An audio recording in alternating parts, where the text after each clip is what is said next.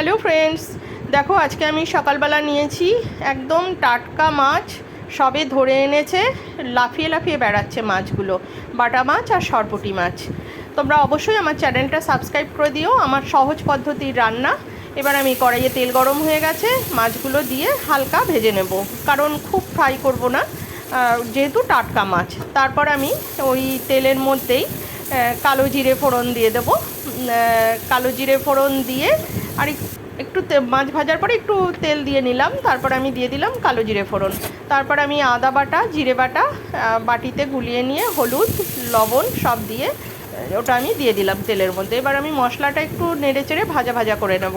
তারপর আমি দিয়ে দিলাম 2-4টে কাঁচা লঙ্কা, দিয়ে আমি জল দিয়ে দিলাম।